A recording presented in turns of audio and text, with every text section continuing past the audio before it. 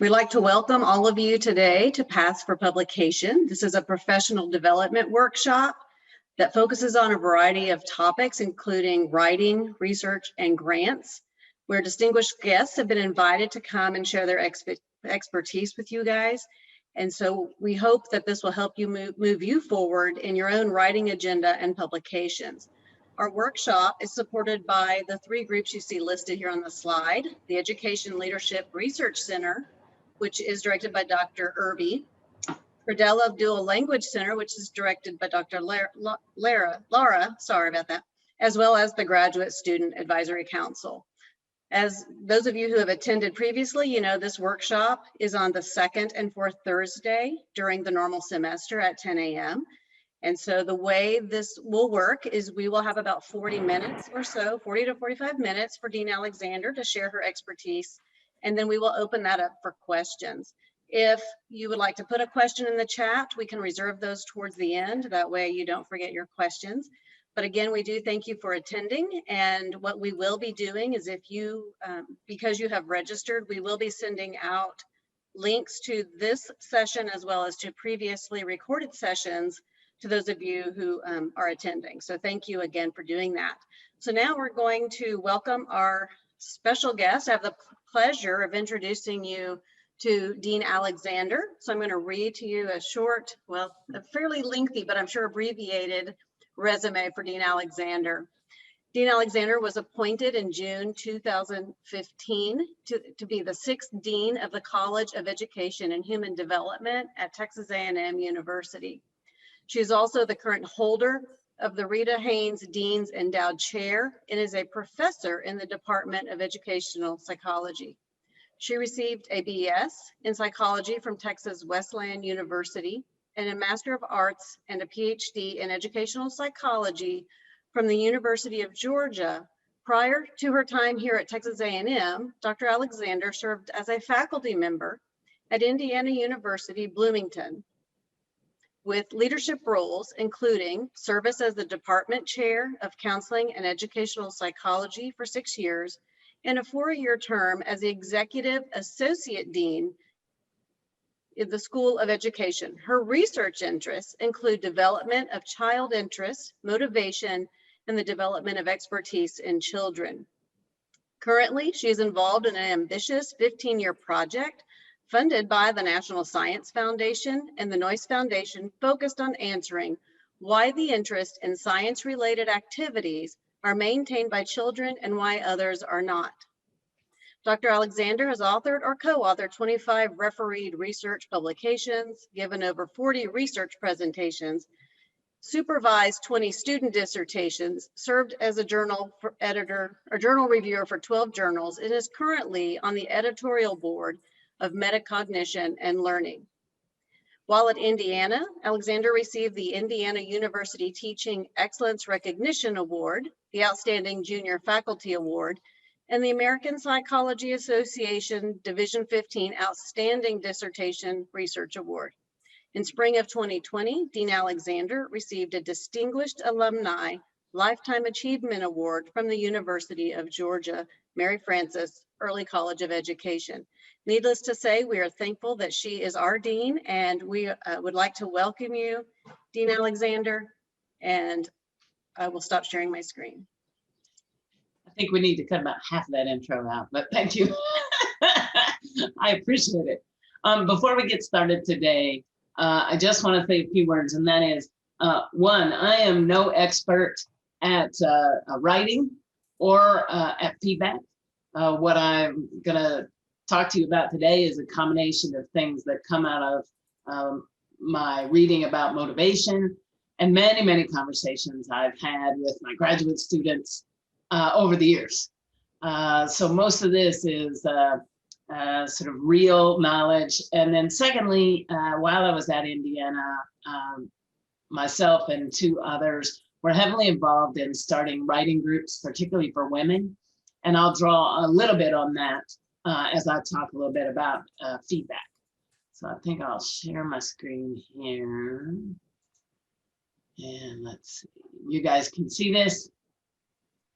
Yay, all right, now we'll do this, and you don't get to see my little There we go. All right.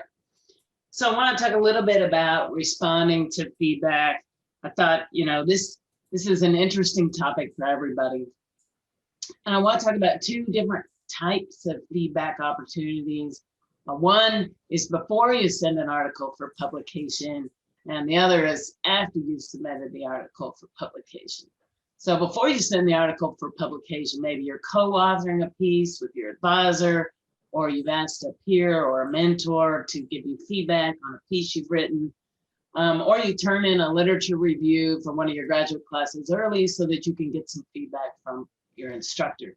And after you've submitted for publication, of course, we've got reviewers and editors who are either accepting or rejecting or asking you to revise or resubmit, and you get those lovely comments from the reviewers.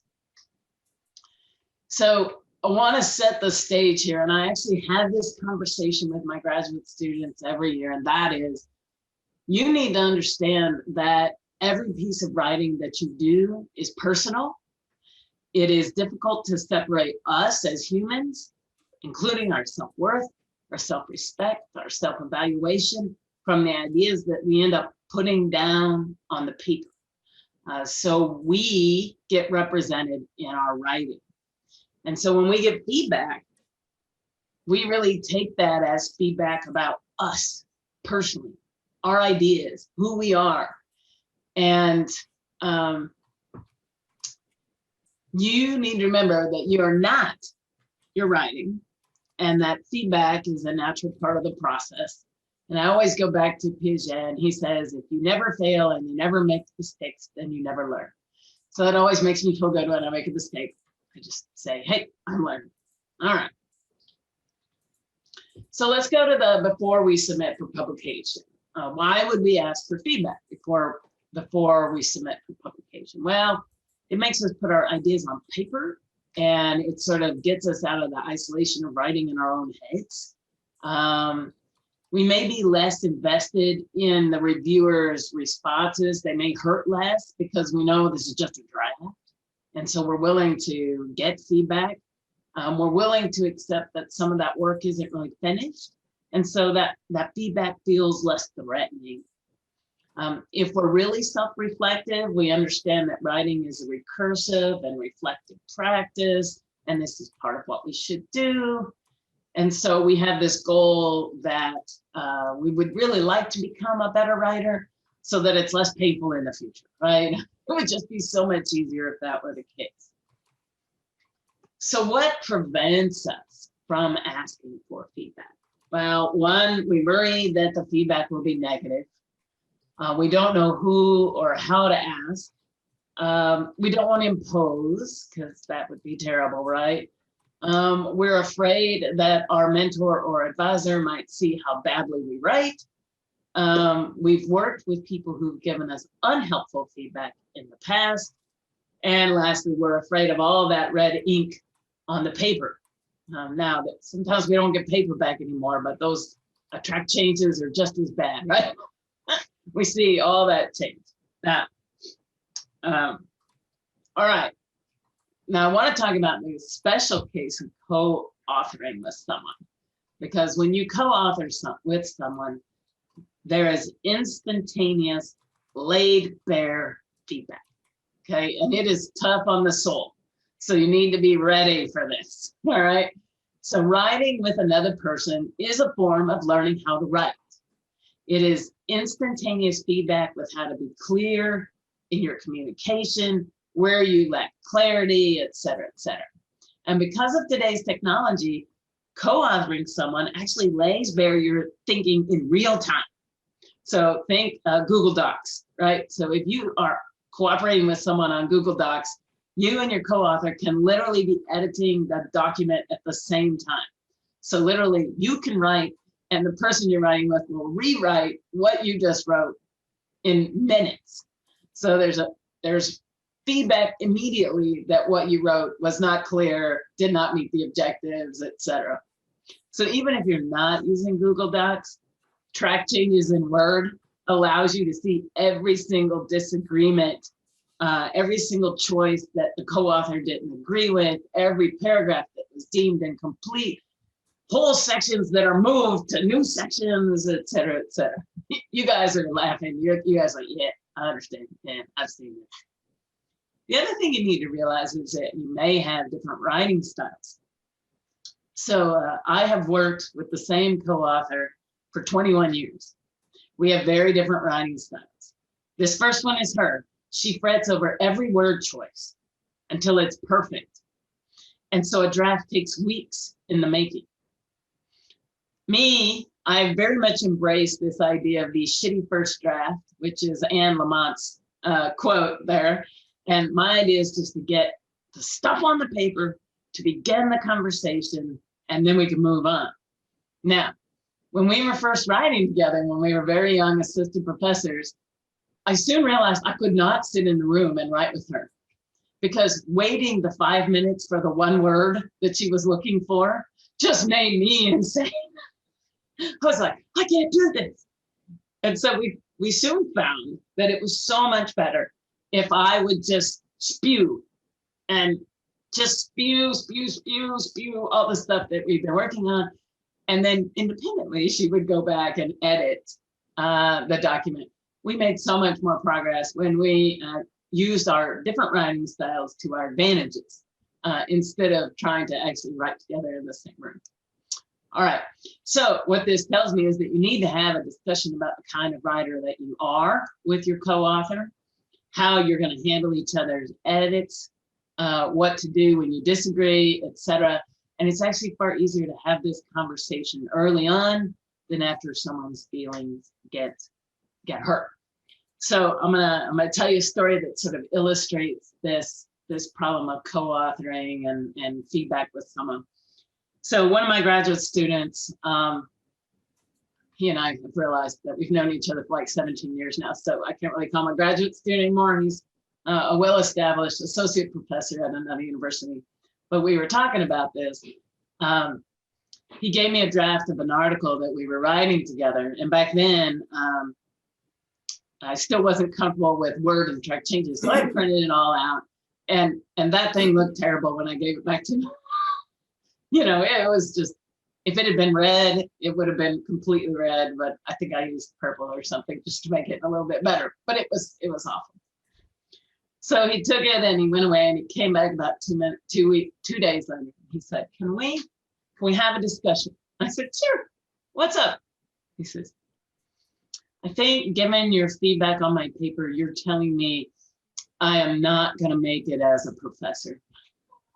I said, no, that's not what I'm saying. So he took the feedback very personally. But we had this great conversation about the role of feedback, revision. And I found out that he was very surprised that I had revised articles that I had submitted for publication hundreds of times. He sort of figured it was a 1-2 round kind of thing. And it was really interesting to have this conversation and to talk about the role that feedback plays in learning how to write. Now, the funny part of this story is about 7 years ago, he called me up one day and he said, Joyce, guess what? I said, what? He said, I just had the conversation that you and I had with one of my students. And I said, well, I'm glad I could help be a role model for you. That's awesome. All right, so let's see. All right, so now here you are. You've decided you're writing, and I want to remind you of one other thing. If your co-author or a reviewer fails to understand something that you have written, it is not their fault. I just need to make that super clear. It is not their fault. You have failed to express your idea clearly, because the only way you have to communicate with someone is that piece of paper and those words on that paper. And if they can't figure it out, then your communication wasn't clear. I actually see this mistake a lot in graduate students. They want to come and argue with me that I just didn't understand what they meant. And I said, yeah, I didn't understand what you meant. And we have to go forward. All right. So let's say we've done all our pre-editing, we've asked people to review it, we've spent all our time, and now we think our paper is perfect and it's ready to be submitted. All right. So we're like, woohoo. Okay, yay. Now, I've talked to some of you about these buckets that I use when I think about how we do our work at research universities. You guys know this cycle. It's very familiar to you. You're working on a dissertation. This is how you do it. You come up with your idea. You go and collect your data. You code, you analyze, whether it's quantitative or qualitative, it doesn't matter which. You write, and then you submit for publication, right? Woohoo, done. Life is good. Now, it's kind of interesting as a reflective moment. If you are at a Research One institution, you can't do this cycle one at a time. You actually have to have something in every bucket all the time if you're going to be successful. But all right, let's say you've submitted for publication and you get a revise and resubmit. Wait, is this a good thing or a bad thing, right? All right, well, we talked about these buckets. You got ideas and data collection, analysis and writing, and you get a revise and resubmit. Where does that go? Absolutely at the priority place. You've already got some great feedback. Drop what you're doing, focus on this. You're one step closer to getting published. So take a moment and start to work on this. Let's get this out the door within a couple of weeks. All right. And I don't know if this is true, but this has been true in my life and true in most people's lives, that 99% of the articles that you submit are rejected or asked to revise and resubmit on a first round of submission. I think I've had one article actually accepted in the first round with minor revisions. So even that wasn't really accepted, right? All right. So the other thing I think you've already figured this out, is that when you get your article reviews back, there's going to be one nice sentence at the top that says, hey, this is a pretty cool idea. Thanks so much for exploring. And then the rest of the 99% of the article review is going to be negative. All right. Don't take that personally. That's the way it works. They are not here to stroke your ego. They're not here to make you feel better. Their role is to give you feedback to make your science and the presentation of that science better. So don't take it personally. They're really not going to spend time giving you kudos. Okay. Now, this was told to me one time by a major editor of a journal when he got some negative feedback back on one of his own articles. And he said, you know what? Reviewers get a whole bunch smarter after about 2 weeks. So his suggestion, and this is true for all of us, when we first read the reviewers, we're like, how did they miss that? I can't believe they're so stupid. How could they think that would be a better way to do this, et cetera, et cetera, et cetera. And what he found, and what I have always found, is you put it away for a week, you come back to it. It's amazing how much smarter they are in terms of the comments. It's not that they're much smarter, but we're a little bit more ready to receive the feedback. All right. So when you think about the reviewers, they will have given you some very straightforward feedback. Sometimes it's couched in nice words and sometimes it's not. Okay.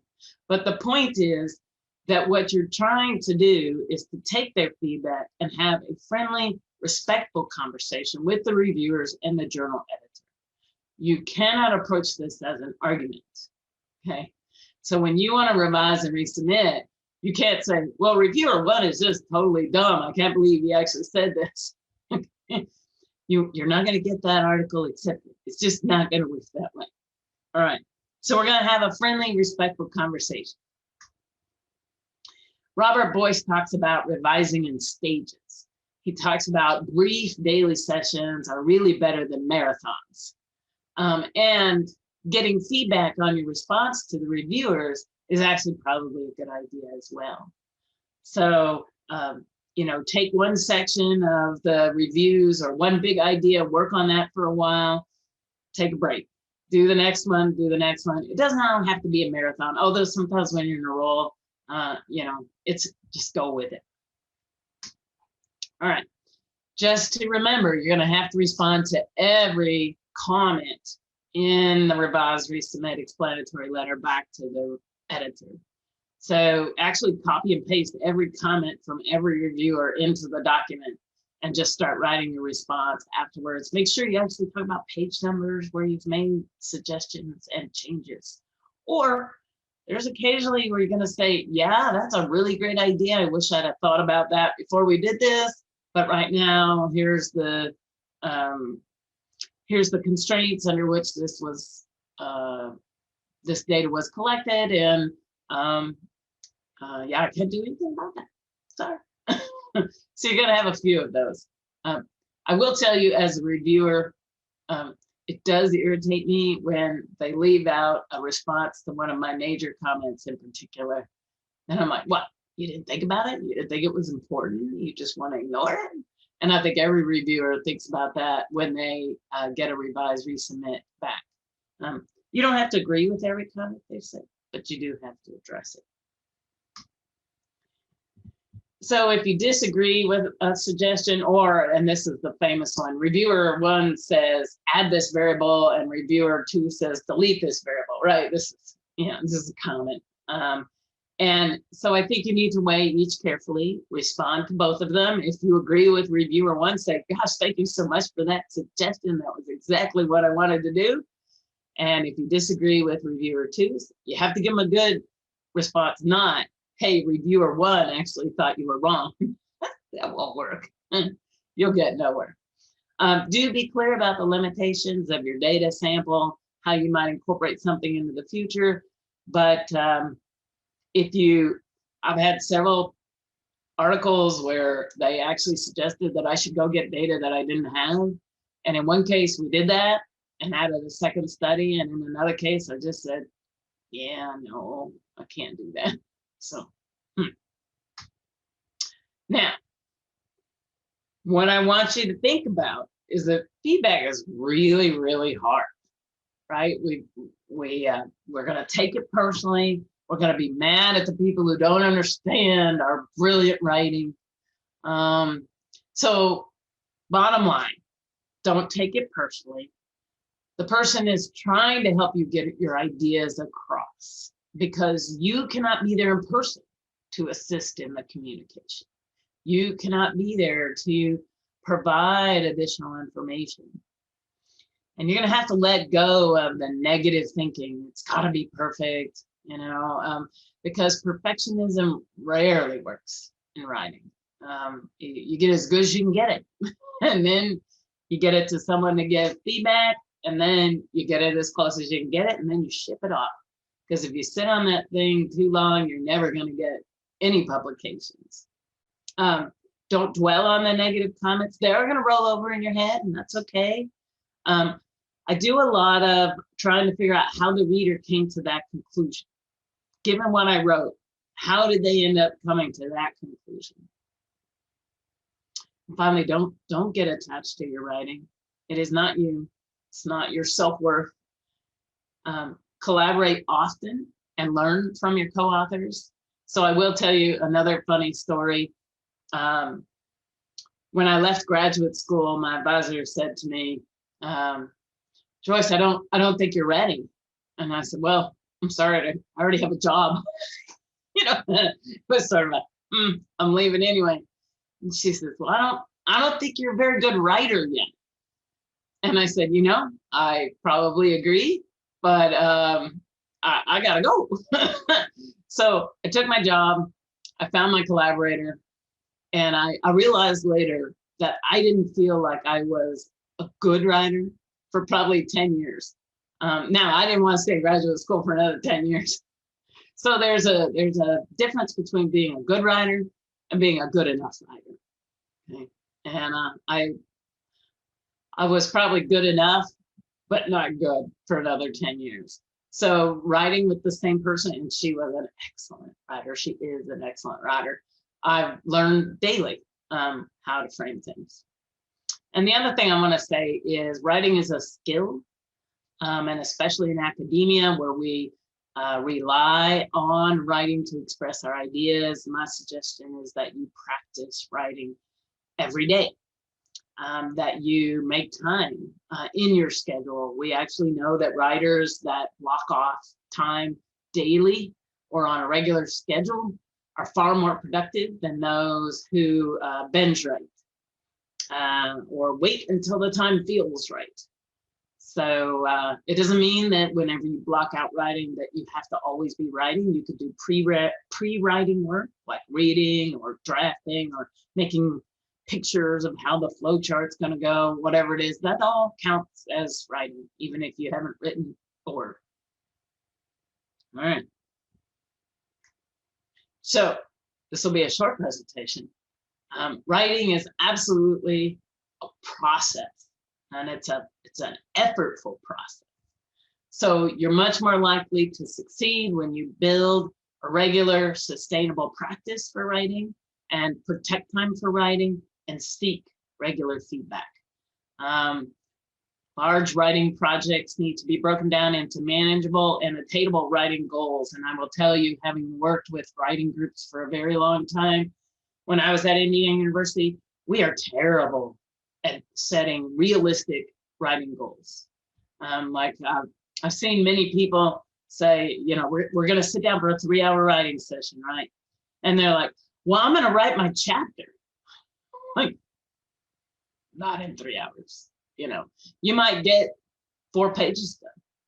You might get 7 pages done, but you're not going to get a chapter done in a 3-hour writing period. So trying to be realistic about managing your writing is tough. It is iterative, reflective, and thank goodness, habit forming. Regular writing builds a better writing process.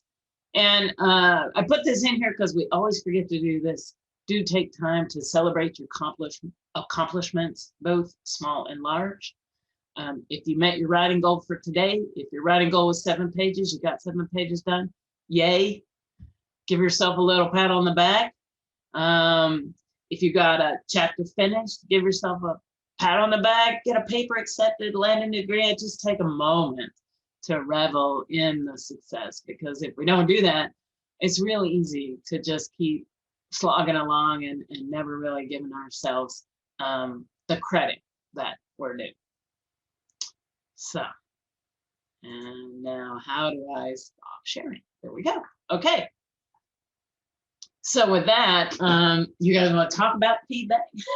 Share some stories of your own about how terrible and horrible it was.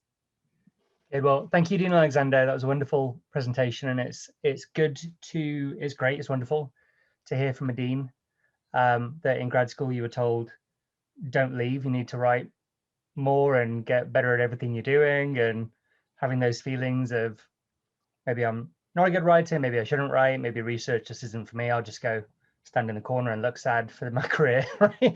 Just trying to figure out these pieces. So it's great to hear from you that, you know, everybody started there. And I was thinking as well, there's a lot of stuff on the internet about reviewer 2. And I always think that reviewer 2 is always the same person that clicks reply all on emails. So just, you have to let some of that stuff go. But let's go ahead and open it up for questions. So normally we will call it time on the hour. So we've got a good half hour to ask Dean Alexander about feedback. And if you always have good stories, Dean Alexander. So if you've got any more stories about the reviewing process, feel free to share those as we go along. I'm sure they'll come out as we go. Yeah, for sure. So let's go ahead. Let's open it up and feel free to ask your questions. This is a point where you can unmute yourselves and have at it. Fubiao, you got a question? Yes, I do. Go ahead. Dr. Asias. Hi, Dean Alexander. Thank you so much for being here and make such an excellent presentation.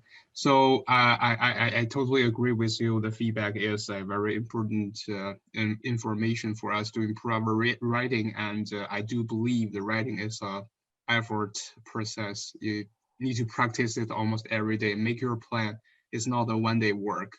So I was wondering, is there any like a good way for us to get a high quality feedback? Like, is there any kind of service provided by our college or by our school for most of our students to get feedback when they have a piece of work ready?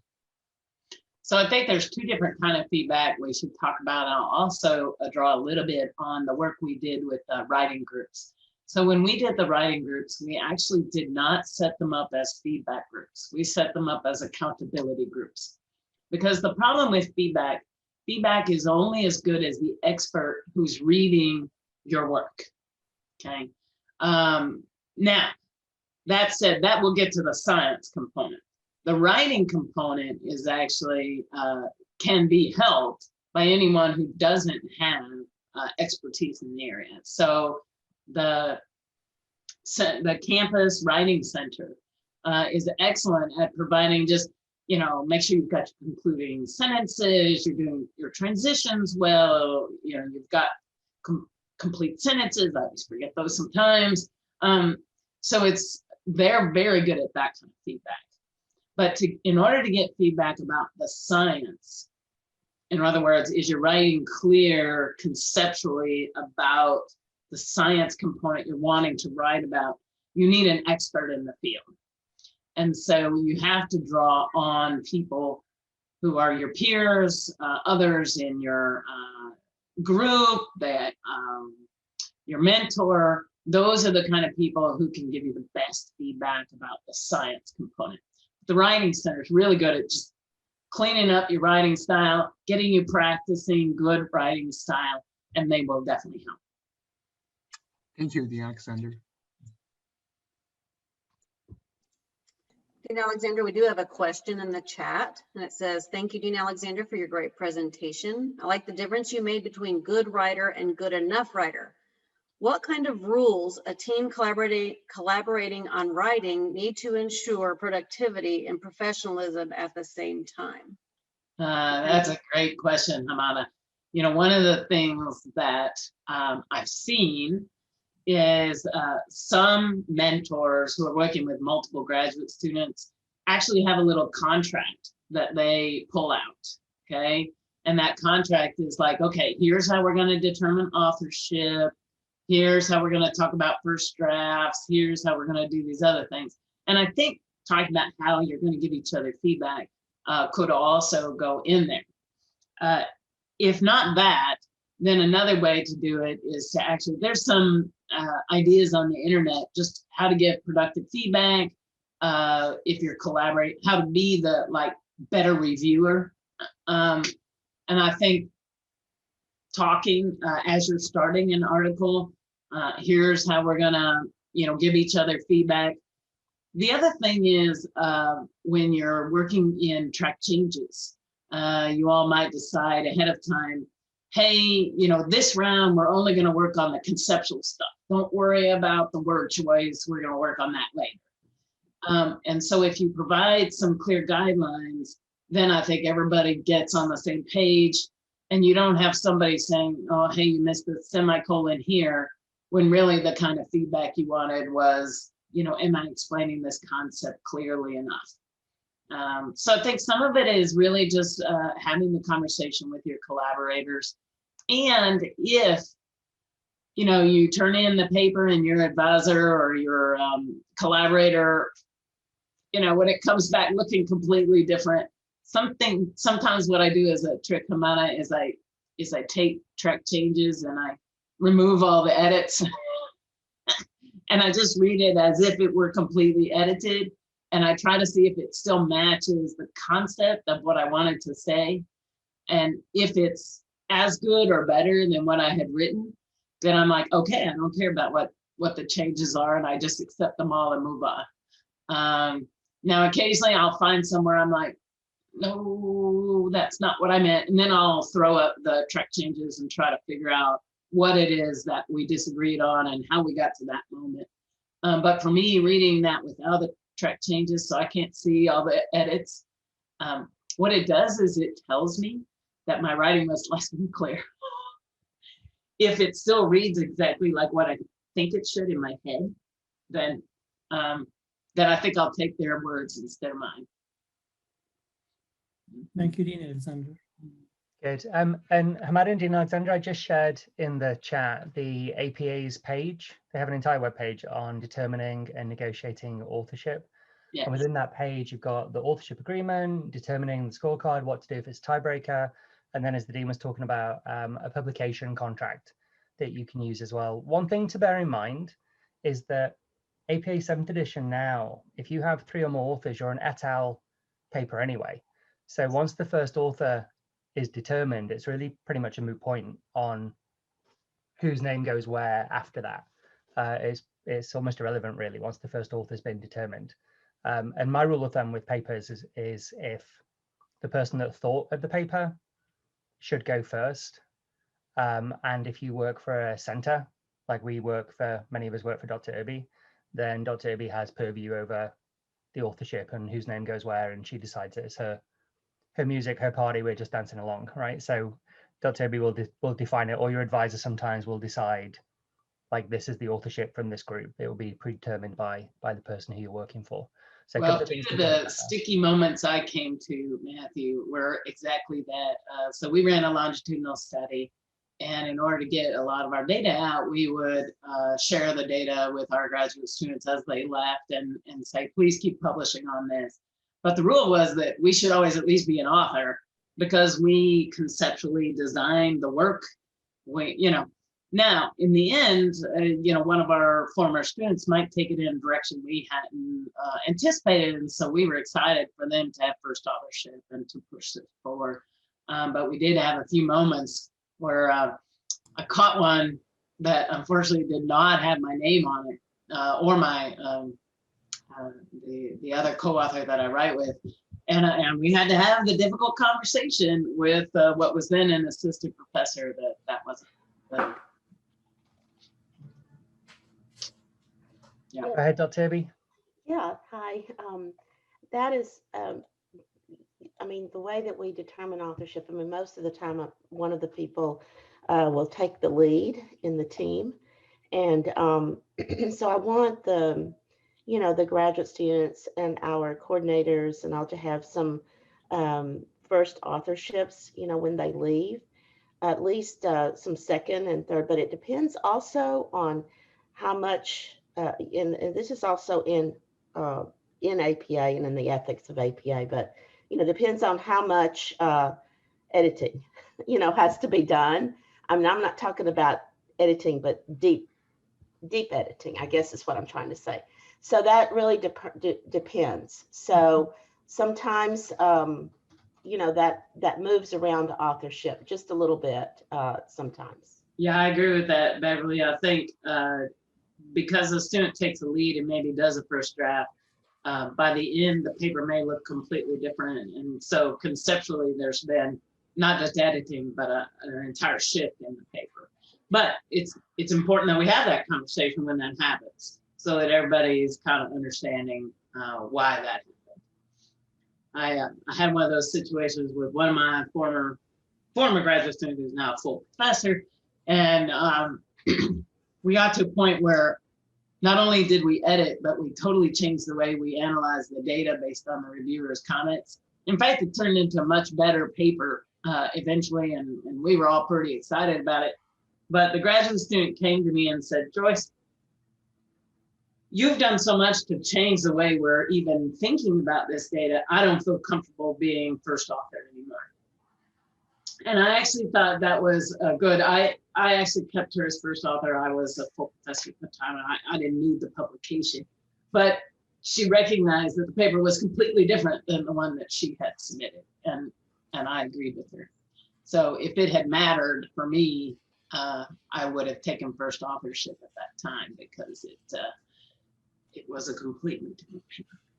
Additionally, sometimes depending on the grant and the larger questions of the grant, we leave that.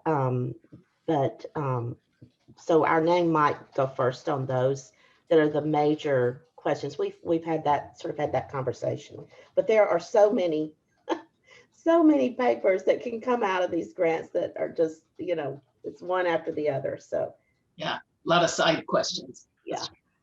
Mm-hmm. Any other thing to ponder with papers sometimes is that, let's say, for example, I write a paper about women in leadership or professional development, school enhancement, summer residency program. If I'm writing something like that, and we have all these papers under the gun right now in the center, I almost don't want to be the first author. I would want Dr. Irby to be the first author.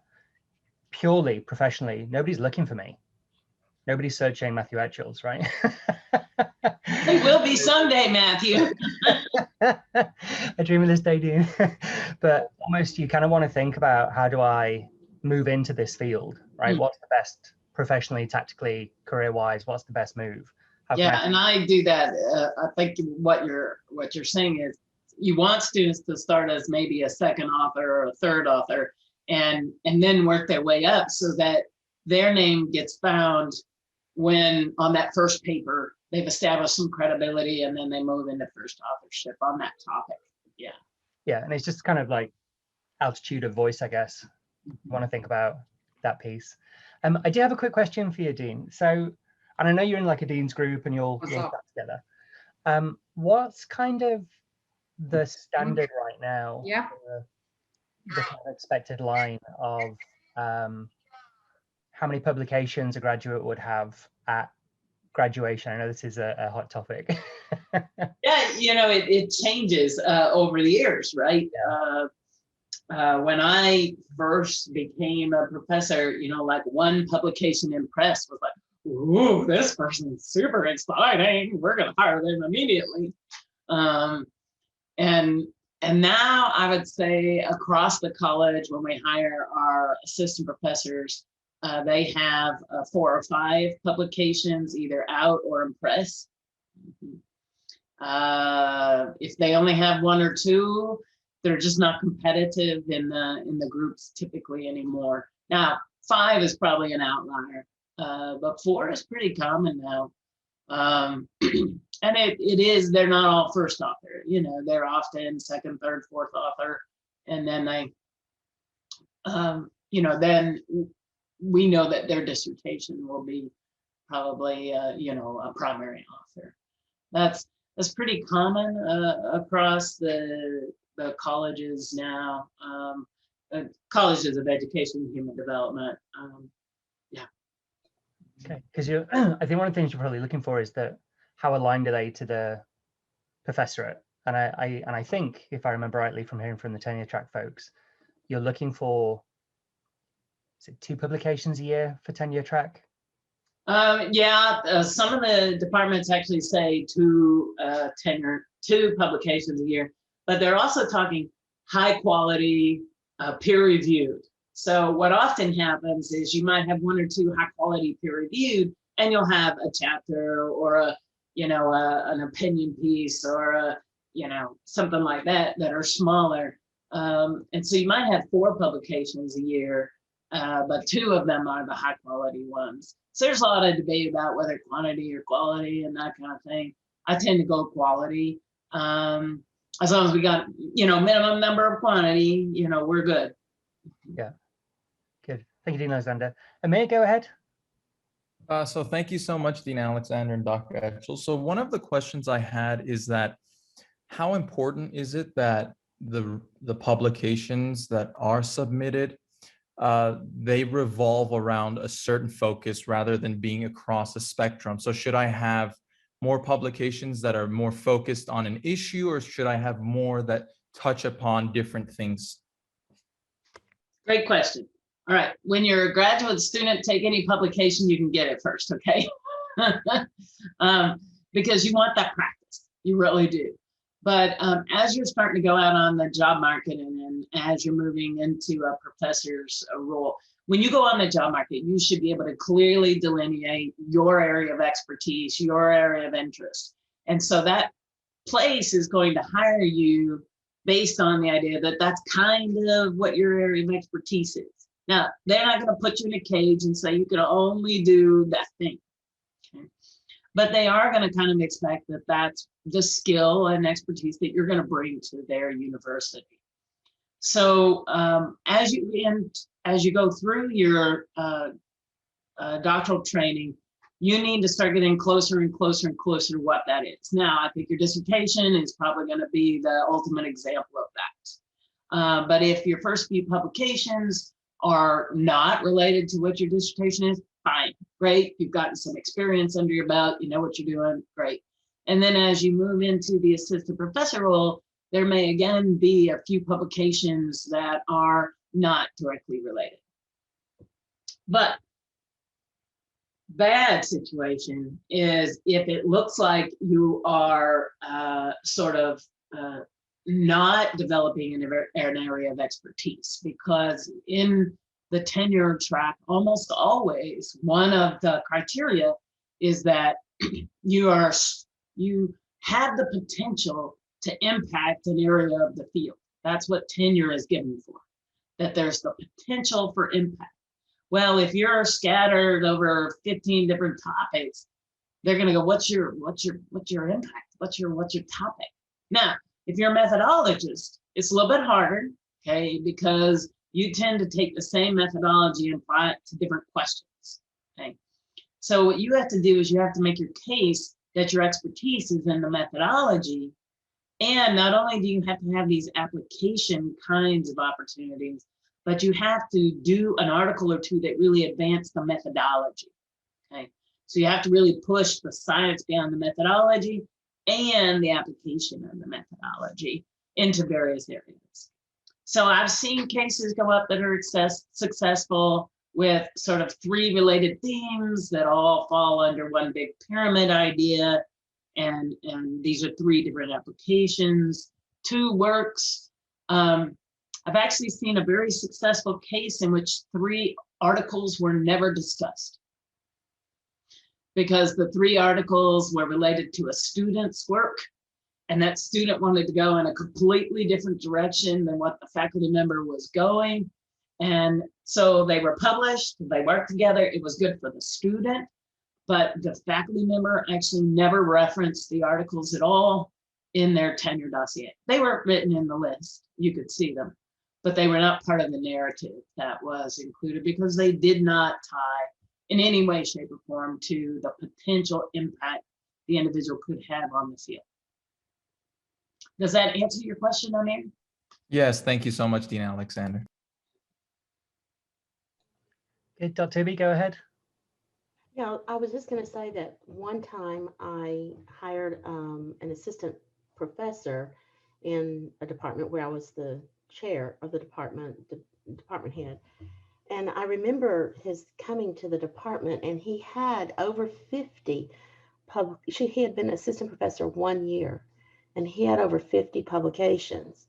Now, many of those were in, what he did was he called the state organizations like TASA or TEPSA, which is the Texas Elementary Principals Association, and things, all of those types of, like California Association of Bilingual Ed or something like that copy. And he would call the editors of those organizations journals. He would talk to them about an idea, and then he would write up the idea, in a paper. So he had a lot of state journal that they were peer reviewed. And so I thought that was quite a unique way to approach something in terms of publications. But and then of course he began to work in his second year, getting in better, in national journals. But I thought that was I just thought that was a pretty good idea that he had going there in moving along some of the paperwork and getting some things on his Vita. That was a lot on his Vita. But anyway, I thought it was a good idea. I think that only works if they're peer reviewed. If they're non-peer reviewed, they'll be ignored Exactly. in the process. These were peer reviewed journals, like Tabe has a peer review. They all have peer reviewed journals. Now, I think that there's one called Insights with TASA. That's not a peer reviewed, but I don't think he was in that one. But it was mostly those other types of journals, just state journals, but state level. But anyway, if they're peer reviewed, that's right. That matters. But it's a tier. It would be considered, I think, a tier 2 level journal. But anyway, just an idea too. Can we have time for a couple more questions for Dean Alexander? So I have just a comment, not a question. So I think graduate students who had the opportunity to work on grants are lucky on both ways. for me, for example, I was a high school principal. And now when I have the opportunity to work on the school enhancement project, and then a component 5A+ and different components that focus on school improvement and provide professional development to teachers and leadership team. At the personal level, at professional level, this was a unique experience for me. And at the same time, because I'm learning about a new context, US education, school leadership teams, laws, different stuff. And at the same time, it was also a good opportunity for collecting data based on interviews, based on feedback, based on whatever, which helped, like we say, as scholars, to combine theory and practice together. So that's why I think as graduate students, we are lucky to have these opportunities working on these grants, having these opportunities for publication, for collaboration with professors, with PIs in conferences and all this stuff. So just wanted to give credit to our PIs and say thank you. Amanda, you're right. One of the things we want to do in terms of training the next generation of faculty is to get them involved in grants and data collection. And so you can just see boots on the ground. I mean, your previous experience, you kind of knew where some of the points were and, your experience, but getting in there and trying to figure it out from the other side of the table, how do you research it? How do you change policy? How do you move a school district instead of just a school? Those are all really big questions that if you don't have some experience with, you'll continue to be challenged and struggle with. So yeah, the ideal would be to have graduate students all involved in research during their entire time that they're in graduate school. And if we can pay you, that's so much nicer. That's so much nicer. Yes. It's a very good thing. Okay, I think we have time for maybe one or two more questions.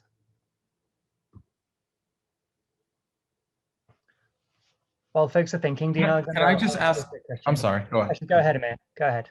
Sorry about that, Dr. No, you're So fine. one of the things that you mentioned, Dean Alexander, was the fact that it's peer reviewed. Now, other than that, how important is it if it's an open or a closed access journal as well? If it's open and peer reviewed, is that still a plus? Or preferably it's better if it's closed and peer reviewed, but if it's open and peer reviewed, will that still, account for some merit? Yeah, it's very interesting. So I want to tell you that this differs by field. So for example, paying to publish in an open access medical journal is the top level. They're peer reviewed. They'll charge you like $3,500 to publish your article. But this is like, whoa, wow. I'll gladly pay the $3,500 because I got to the top peer reviewed journal. Okay. In education, open access journals tend to be looked at as less rigorous, but there's now a whole host of peer-reviewed open access journals. So I think some of it is, if you're going to an open access journal, what's their reputation? How much of the articles do they accept versus reject? And they'll have data on all that. And I think it'll help you determine. Also, another thing is what's their readership? How many times has your article been downloaded? There's all sorts of alternative metrics now that tenure committees are starting to look at. If you write an article for the conversation, how many times has it been viewed? How many times has it been downloaded? The conversation is a translational website where you take your work and you try to help everyday people understand its importance. It's not peer reviewed, but are you reaching a big audience? Yeah. I wouldn't make your case for tenure solely on that kind of stuff. So if you've got the traditional, very peer-reviewed, high-quality impact journals, great. And then add a smattering of the other stuff, perfect, not a problem. Thank you so much. And Matthew, you had the question? Yeah, I was just going to ask you real quick. So I'm in the process of doing a revise and resubmit for the COVID article that you saw me present on at your roundtable a while back. And I just reviewed another paper for a journal that Dr. Craig's got. And the way they did it is they had the reviewer comments. They had another Word document before that they'd added pages in, before the abstract and the title and everything. And then they had the reviewer comment and then how directly they'd addressed it. That's correct. The way that was done, I found it very easy to do the revise and resubmit and go through it. What would be your advice around that in terms of what it actually should physically look like as a revise and resubmit? Yeah, literally, you know, the first thing should be, thank you very much for the feedback. It was very helpful. Thank you. Okay. All right. And then it's, okay, reviewer 1, comment number 1, my response. Reviewer number 2, comment number 2, my response. And not only just my response, but, oh, thank you for pointing this out. I didn't realize this was unclear. We've actually changed how we describe this variable on page 12, line 23. Yeah. Okay. That also helps you keep track of the ones you've done and where you've done it. And, you know, so don't put the lines and everything in until the very end, unless you're going top of the document to the end of the document. But I think that is the absolute best way. And then if there are things that were overall themes, like sometimes the reviewers will do this, overall themes, address those first. And then the tiny little, you know, you forgot a period or your verb and subject didn't agree kind of thing, you know, thank you for pointing these out. All these corrections have been made. Yeah, because I've seen some people try to do comments on the side of a Word doc, but under review, all of your name needs to come out for all of that. So you can't use that method. I've seen that a couple of times. Dean Alexander, I wanted to close out with you today, but I did want to say congratulations on your Association of Former Student Award for your Administrator Award. Yes, thank you. It's very weird. It's actually great working with this team. So it's a shared thing, but thank you very much. Good. Well, Dr. Tibbs told me that award normally goes to provosts or vice presidents, so it's highly prestigious. Or when you're retiring, maybe they're telling me something I don't know. It's what happens when you get close to retirement, you start getting all these awards. The funniest one I've seen is somebody worked on, I think, the Dean of Faculties, and when they were retiring, he gave them a picture. So I'm not sure how many, how long your office can sustain that award-giving process. But thank you, Dean Alexander. And I know those awards look great on the wall when you get them from the Association of Former Students. This one is the Aggie Core Value Award. There we go. So they look great on the wall. But I'll look forward when I start asking people back in my office again. Yeah, exactly. Well, thank you so much, Dean Alexander. We know your time is so valuable and we appreciate you giving us so much. And everything you do in the college is absolutely fantastic. We're all happy campers as far as I'm aware. We'll see what fall looks like. It'll be interesting. Absolutely. All right, take care, everyone. Bye-bye. Thank you, Dean Alexander. Take care, everybody. Thank you.